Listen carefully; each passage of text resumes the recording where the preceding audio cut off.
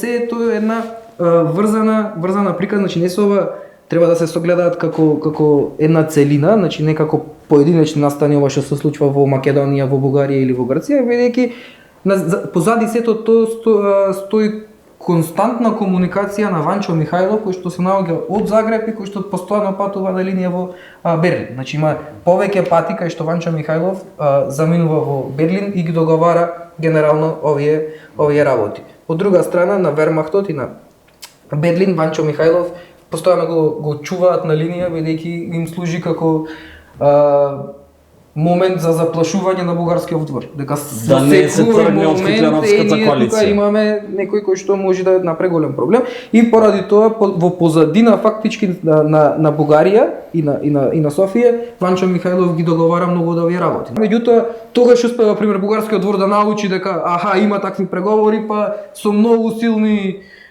дипломатски притискања да се повлечат од таа идеја за да не се формираат баш такви отворени ЕС структури, па да се формираат вакви некои полу ЕС структури, така да ги наречеме местни заштити, не знам охрани, не знам што. И ние ги знаеме, мислам, за таа работа Ванчо Михајлов, тоест ВМРО на Ванчо Михајлов добива $80,000